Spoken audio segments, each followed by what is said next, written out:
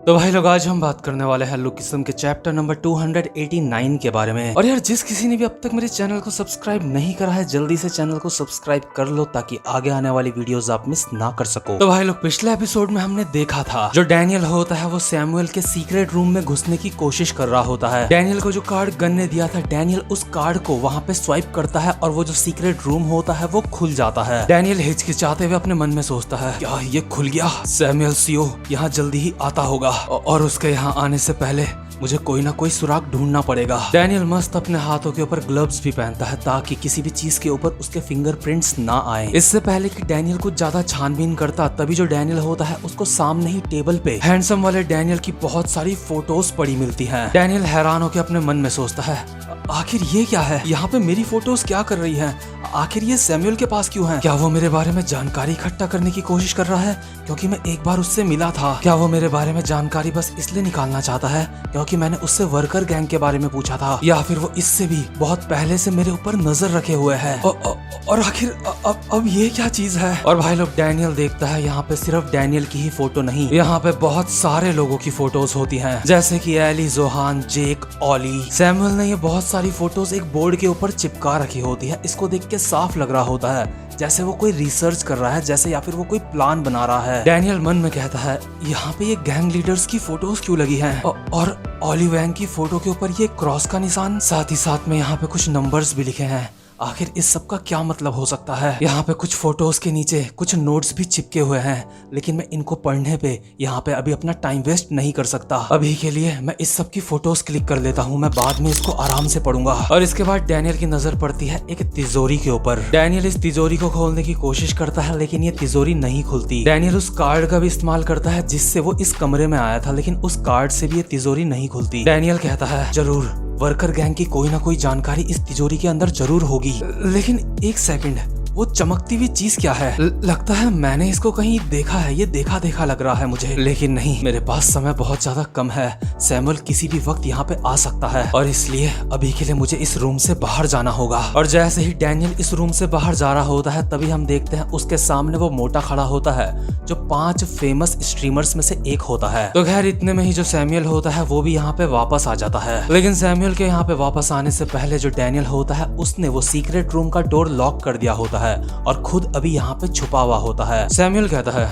क्या जब मैं यहाँ पे नहीं था वो यहाँ से चला गया? लगता है उसको कोई जरूरी काम पड़ गया होगा क्योंकि उसने अपना बैग भी यहीं छोड़ दिया है, लेकिन मुझे कुछ ठीक नहीं लग रहा है। अगर वो यहाँ से जाता तो मुझे एलिवेटर की तो आवाज आनी चाहिए थी। सैमुअल को यहाँ पे अभी दाल पे कुछ काला लग रहा होता है, इसलिए सैमुअल फटाक से अपने सीक्रेट रूम को खोलता है और उसके अंदर देखता है कि कहीं वहाँ से कुछ गायब तो नहीं है, लेकिन यहाँ रूम के अंदर सब कुछ वैसा ही होता है जैसा पहले था। सैमुअल कहता है लगता है मैं फालतू में ही चिंता कर रहा था, आजकल मेरे दिमाग में बहुत सारी बातें चल रही हैं, लगता है इसी वजह से मुझे थोड़ी सी कंफ्यूजन हो गई थी। शायद मिस्टर डैनियल पार्क ने हमारी कंपनी का कॉन्ट्रैक्ट साइन करने का फैसला बदल दिया होगा। अगर ऐसी बात है तो मुझे उसे कंपनी में वापस बुलाना होगा। और अभी जो डैनियल होता है वो दूसरे मोटे के साथ टेबल के नीचे छुपा हुआ होता है। डैनियल ने अभी इस मोटे का मुंह बंद कर रखा होता है और कहता है ये काफी करीबी मामला था। हे तुम कोई भी आवाज मत करना, क्या तुम यहाँ पे अंदर इसलिए आए क्योंकि दरवाजा खुला था? डैनियल अपने मन में कहता है लेकिन आखिर ये है कौन? और यार ये जो दूसरा मोटा होता है अपने मुंह से एक शब्द भी नहीं निकालता। तो खैर जो डैनियल होता है सैमुअल के ऑफिस से बाहर आने के बाद दोबारा से सैमुअल से मिलता है और इस वक्त डैनियल के साथ एली की दोनों बच्चियां भी होती हैं। सैमुअल कहता है मिस्टर डैनियल पार्क, मुझे बहुत ज्यादा खुशी हुई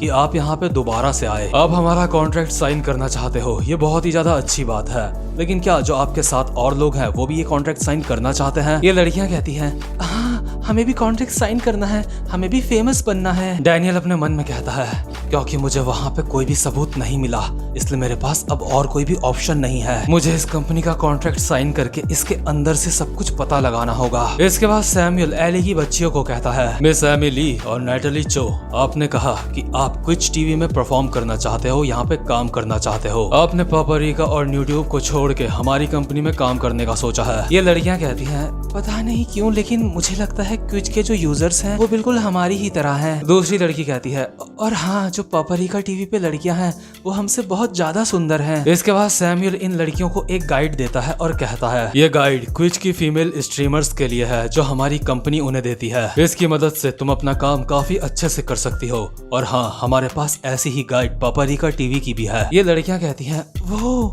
इसमें तो बहुत सारा लिखा हुआ है। इसके बाद सैमुअल कहता है, हम लोगों ने आपस में मीटिंग करी है और इसके बाद हमने एक डिसीजन लिया है कि हम आपको कुछ एडवांटेजेस देंगे। आप सबको कैसा लगेगा अगर हम अपनी कंपनी की तरफ से आपको एक स्टूडियो दे जहां पे आप लाइव स्ट्रीम कर सकते हो। ये लड़कियां हैरान होकर कहती हैं, क्या एक इतने बड़े अपार्टमेंट में अपना स्टूडियो? सच में आपने ही स्टूडियो वाली बात बहुत ज्यादा कमाल की करी है।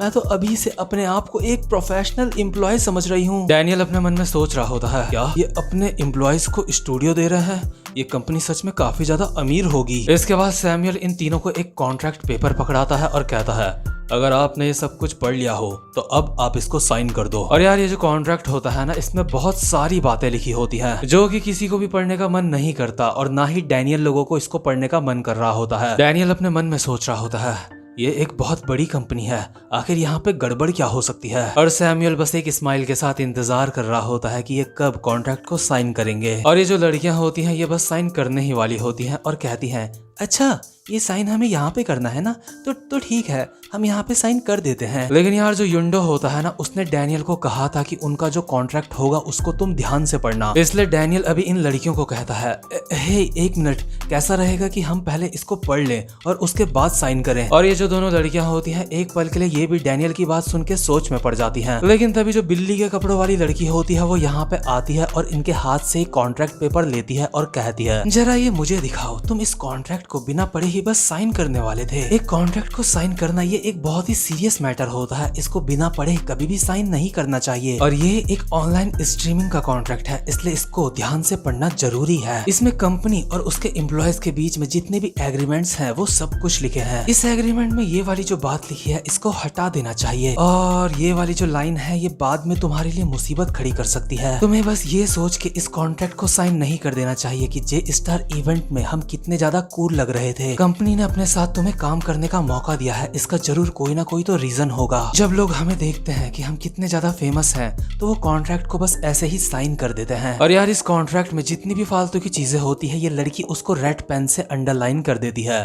और इन लड़कियों को वापस दे देती है। ये लड़की अभी कॉन्ट्रैक्ट वापस करते हुए कहती है, ध्यान से, ऐसी कंपनियां तुम्हारा फायदा उठाने के लिए कुछ भी कर सकती हैं, क्योंकि जो कंपनीज होती हैं उनको सिर्फ पैसा कमाने से मतलब होता है। और एक बात हमेशा ध्यान रखना, जितने भी स्ट्रीमर्स हैं उन सबको साथ में मिलकर काम करना चाहिए। तो खैर, अभी जितनी भी फालतू की चीजें होती है इस कॉन्ट्रैक्ट में उनको हटा दिया जाता है और उसके बाद डैनियल और ये लड़कियां इस कॉन्ट्रैक्ट के ऊपर साइन कर देती हैं। और डैनियल साइन करते करते भी अपने मन में सोच रहा होता है, क्या ये रकून सिस्टर हमेशा से ऐसी ही थी? मैं तो इसको बेवकूफ समझ रहा था, क्या ये अब तक नाटक कर रही थी बेवकूफ होने का? सच में ये लड़की बहुत ज्यादा कूल है, मुझे लगता है इसके रहते हुए मुझे कॉन्ट्रैक्ट की चिंता करने की कोई भी जरूरत नहीं है। वैसे भी मुझे इस कंपनी का कॉन्ट्रैक्ट साइन कर देना चाहिए क्योंकि मैं इसके अंदर से जासूसी करना चाहता हूँ वर्कर गैंग के बारे में, और साथ ही साथ मेरे पास बैकअप प्लान्स भी हैं। अगर मेरी ये वाली बॉडी किसी भी मुसीबत में पड़ती है तो मेरे पास मेरी दूसरी बॉडी भी है। तो खैर, अभी ये तीनों के तीनों कॉन्ट्रैक्ट साइन कर देते हैं और इसके बाद सीन शिफ्ट होता है। वैरन कुछ डब्बे लेके शैली के पास आता है और कहता है, ए शैली, मैं घर आ गया। शैली कहती है, हे आखिर वो क्या है,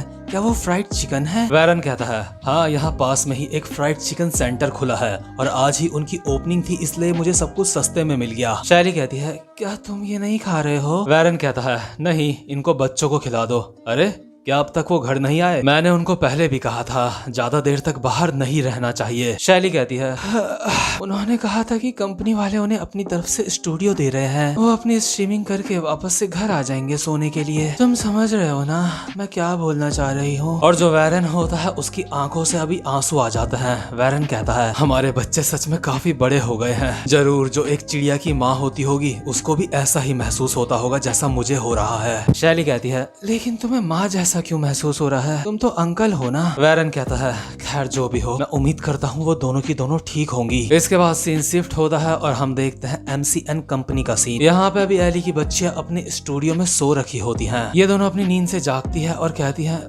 लगता है हमें नींद आ गई थी। हाँ, लगता है हम काफी ज्यादा नर्वस हो गए थे। वैसे मुझे याद नहीं है आखिर हमें नींद कब आई। एमी, क्या तुमने मेरा मोबाइल देखा? वो कहाँ है? नेटली कहती है, क्या तुम्हारा फोन? जरा ब्लैंकेट में देखो, शायद वहीं पे होगा। नेटली अपने मन में सोच रही होती है, सच में काफी ज्यादा एक्साइटेड हूँ। हम इस जगह पे काम करने वाले हैं। ये जगह सच में उस जगह से काफी ज्यादा अच्छी है जहाँ हम पहले रहते थे।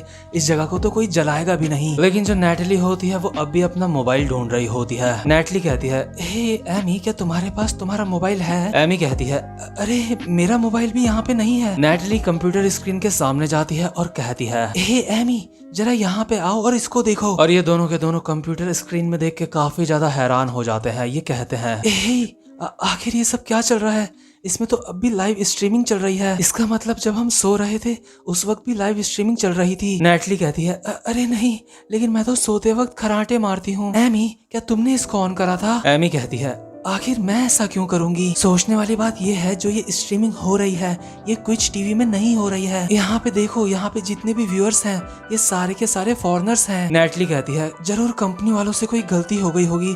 मैं बाहर जाके चेक करके आती हूँ और उनसे पूछती हूँ। लेकिन यार, ये जो दरवाजा होता है ये बाहर से लॉक होता है, यानी कि असली खेल शुरू हो चुका है। और तभी इस रूम के साइड में एक स्पीकर लगा होता है और उससे आवाज आती है, नहीं लड़कियों, कंपनी वालों से कोई भी गलती नहीं हुई है। नेटली कहती है, ये तो रकून सिस्टर की आवाज है। तो भाई लोग, अब तक तो आप समझ चुके होंगे कि इन लोगों के साथ बहुत बड़ा गेम हो गया है। लेकिन अभी हमारा मोटा वाला डैनियल कहाँ है? हम देखते हैं जो डैनियल होता है वो भी दूसरे स्टूडियो में बैठ के अभी लाइव स्ट्रीम कर रहा होता है। डैनियल अंगड़ाई लेते हुए कहता है, आज का दिन सच में काफी ज्यादा लंबा था, तो चलो आज के लिए बहुत काम हो गया, अब वक्त है घर चलने का। डैनियल अपने मन में कहता है, इस कंपनी के बारे में मुझे कुछ भी गलत नहीं लगा। इन्होंने तो हमें इतने बढ़िया बढ़िया स्टूडियो भी दिए हैं काम करने के लिए। इसको देख के तो मुझे लगता है कि मुझे यहाँ से कोई भी इंफॉर्मेशन नहीं मिलने वाली। क्या मुझे यहाँ पे रात के वक्त आना चाहिए और सैमुअल की ऑफिस की तलाशी लेनी चाहिए? डैनियल दरवाजा खोलते हुए कहता है, लेकिन मुझे ये बात समझ नहीं आ रही है कि उन्होंने हमारे मोबाइल फोन क्यों ले लिए? क्या ये कोई स्कूल है? अरे ये दरवाजा खुल क्यों नहीं रहा है? ये लगता है लॉक है ये। और वहीं दूसरे सीन में जो नेटली होती है वो स्पीकर की तरफ बोल रही होती है, हे गाइस, मुझे लगता है ये डोर टूट गया है और ये जो कंप्यूटर है ये भी अपने आप ही अजीब अजीब सी हरकतें कर रहा है। यहाँ पे अजीब सी लाइव स्ट्रीम ऑन हो गई है। हमें तो कुछ टीवी में लाइव स्ट्रीम करनी थी ना, लेकिन यहाँ पे ये कुछ और है। और यार, ये जो नेटली लोगों का स्टूडियो होता है इसी के दूसरी तरफ होती है वो बिल्ली वाली लड़की। ये लड़की एक लाइटर जलाती है और कहती है, इसीलिए मैंने तुम्हें कहा था कि कॉन्ट्रैक्ट को ध्यान से पढ़ना। और लाइटर के उजाले की वजह से ये जो लड़की होती है नेटली को अभी साफ साफ दिखाई दे रही होती है। नेटली अपने मन में सोचती है, क्या ये जो दीवार में शीशा लगा है ये असल में एक कांच है? मतलब कि नेटली अपनी तरफ से उस लड़की को नहीं देख सकती, लेकिन क्योंकि उस लड़की ने लाइटर जला रखा होता है तो उसको हल्का हल्का एहसास हो जाता है कि उस तरफ कोई है। ये लड़की कहती है, भले ही ऑनलाइन स्ट्रीमिंग का एक कॉन्ट्रैक्ट है, लेकिन इसमें वो सारी की सारी बातें लिखी हैं जो एक कंपनी और तुम्हारे बीच में तय हुई है। तुम्हें इस कॉन्ट्रैक्ट को साइन करने से पहले इसको अच्छे से पढ़ लेना चाहिए था। जिस वक्त तुम ये कॉन्ट्रैक्ट साइन कर रही थी उस वक्त सुअर ने आके बीच में सारा काम खराब कर ही दिया था। मुझे नहीं लगा था ये कॉन्ट्रैक्ट साइन करवाने के लिए कंपनी वालों को मेरी जरूरत पड़ेगी। सच में ऐसी एक्टिंग करना जैसे मैं तुम्हारी मदद कर रही हूँ ये सच में बहुत ज्यादा मुश्किल था। और तुम जैसी लड़कियों को हमने काम में इसलिए रखा है क्योंकि तुम लोग अनाथ हो। अगर तुम्हें हम किडनैप कर भी लेते हैं, तुम्हें यहाँ हम बंद करके रख भी देते हैं, तो तुम्हारा कोई भी परिवार नहीं है जो तुम्हें ढूंढने के लिए आएगा। और ध्यान रखना, तुम्हारा जो कंप्यूटर है हम उसको बाहर से रिमोट से चला सकते हैं, इसलिए कुछ भी ऐसी वैसी हरकत करने की कोशिश मत करना। जैसा मैं तुम्हें बोलूंगी तुम्हें बिल्कुल वैसा ही करना पड़ेगा। वो लोग जो तुम्हारे रूम में भी बैठे हुए हैं वो बहुत ही ज्यादा बुरे लोग हैं। और यहाँ पे जो कंप्यूटर टेबल होता है उसके नीचे दो बंदे भी बैठे होते हैं इन दोनों के ऊपर नजर रखने के लिए। ये लड़कियां डरते हुए कहती हैं, आखिर तुम हमारे साथ ऐसा क्यों कर रही हो? आखिर हम यहाँ पे स्ट्रीम कैसे कर सकते हैं? हम तो जो व्यूअर्स हैं उनकी लैंग्वेज भी नहीं जानते, उनकी लैंग्वेज कोई और है। वो सारे के सारे लोग कुछ अजीब तरीके के कमेंट्स कर रहे हैं, हमें तो वो समझ भी नहीं आ रहे हैं। बिल्ली कहती है, तुम्हें उनकी लैंग्वेज जानने की कोई भी जरूरत नहीं है, तुम्हें तो बस उन्हें दिखाना है और तुम जल्दी ही उनकी लैंग्वेज भी समझने लग जाओगी। ये लड़कियां कहती हैं कि क्या दिखाना है? रकून सिस्टर प्लीज दरवाजा खोल दो। इसके बाद ये बिल्ली एक सिगरेट जलाते हुए कहती है, वैसे मैं सोच रही हूँ क्या इन लोगों से कॉन्ट्रैक्ट साइन कराना कोई जरूरी था? ये लोग अभी माइनर्स हैं और इनके कोई पेरेंट्स भी नहीं है। वैसे भी इनको ढूंढने के लिए कोई भी नहीं आने वाला। वेल मिस्टर सैमुअल, जब आपने इनको मैसेज भेजा होगा तो आपने ये बात तो जरूर सोची होगी। और अभी इस बिल्ली के बगल में हरामखोर सैमुअल भी खड़ा होता है। बिल्ली कहती है, मैं सच में पहले बहुत ज्यादा हैरान हो गई थी जब मुझे तुम्हारी कंपनी के डार्क सीक्रेट्स के बारे में पता चला था। बाकी के जो 5 रॉयल मेंबर्स हैं वो तो इस बारे में सोच भी नहीं सकते। बिल्ली सैमुअल से चिपकते हुए कहती है, तो मिस्टर सैमुअल, मुझे भी वर्कर गैंग में ज्वाइन होना है। मुझे भी वर्कर गैंग का बैच चाहिए और साथ ही साथ में जो वर्कर गैंग के सीईओ है यानी कि उनके लीडर, मुझे उनसे भी मिलना है। और वहीं शीशे के दूसरी तरफ हम देखते हैं डैनियल को, जिसको अब पता चल चुका होता है कि वो यहाँ पे फंस चुका है। डैनियल चिल्ला रहा होता है, हे कोई है मेरी मदद करो, मैं यहाँ फंस चुका हूँ। लेकिन तभी पीछे से डैनियल के सर पे एक बेसबॉल का बैट पड़ता है और डैनियल जमीन में गिर जाता है। डैनियल के इस रूम में भी 2 बंदे तैनात होते हैं जो हर वक्त डैनियल के ऊपर नजर रखे होते हैं। ये लोग डैनियल को इशारा करते हुए कहते हैं, ज्यादा मत चिल्ला। डैनियल जमीन में पड़ा पड़ा अपने मन में कहता है, तो इसका मतलब ये कंपनी सच में गैर कानूनी काम करती है। ये टीनेजर्स को किडनैप करके उनसे जबरदस्ती लाइव स्ट्रीम करवाती है। और यार यहाँ पे डैनियल और वो 2 लड़कियां ही नहीं बल्कि बहुत सारे टीनेजर्स होते हैं जिनको किडनैप करके यहाँ पे लाया गया होता है। और यार जरा सोचो, जो वर्कर गैंग है वो 4 हिस्सों में डिवाइड है और ये तो सिर्फ उसका एक हिस्सा है, यानी कि 1MCN कंपनी। वर्कर गैंग सच में बाकी गैंग से काफी ज्यादा अलग लेवल पे है। इसके बाद हम देखते हैं अभी रात का सीन हो जाता है और जिस डब्बे के अंदर डैनियल की दूसरी वाली बॉडी होती है उसको 4-5 1MCN कंपनी के लोग उठा के ले जा रहे होते हैं। ये लोग आपस में कहते हैं, इस सुअर का ये सामान सच में बहुत ज्यादा भारी है। क्या वो सुअर इस भारी से सामान को खुद यहाँ पे उठा के लाया था? दूसरा बंदा कहता है, सच में मैं 30 साल का हो गया हूँ, मुझे यकीन नहीं आता, मैं टीनेजर्स के ऑर्डर्स फॉलो कर रहा हूँ। खैर छोड़ो, हम तो बस यहाँ पे अपना काम कर रहे हैं। इसके बाद दूसरा बंदा कहता है, हे क्यों ना हम इस बॉक्स को खोल के देखें। अगला कहता है, हा, क्या सच में हमें इसे खोल के देखना चाहिए। और वहीं दूसरी तरफ जो मोटा वाला डैनियल होता है वो धीरे धीरे बेहोश हो रहा होता है और अपने मन में बोलता है, मैं अपनी कॉन्शियसनेस खो रहा हूँ, लेकिन कोई बात नहीं, इसी वक्त के लिए मैं अपनी यहाँ पे दूसरी बॉडी को भी लेके आया था। मेरे पास अब भी मेरा बैकअप प्लान है। तो खैर इसी के साथ ये वाला चैप्टर यहीं पे खत्म हो जाता है। उम्मीद करता हूँ कि आपको आज की वीडियो भी अच्छी लगी हो। और भाई लोग, वीडियो को लाइक और चैनल को सब्सक्राइब करना बिल्कुल भी मत भूलना, क्योंकि इससे मुझे मोटिवेशन मिलती है आगे वीडियोस बनाने के लिए। और इन फ्यूचर में कुछ और एनिमेज भी अपलोड करूंगा अपने चैनल पे, तो आई होप आप उनको मिस ना करो। तो इसलिए अभी से ही बेल आइकन को भी प्रेस कर देना ताकि आगे आने वाली वीडियोस आप मिस ना कर सको। अब मैं मिलूंगा आपसे अपनी नेक्स्ट वीडियो में, तब तक के लिए गुड बाय।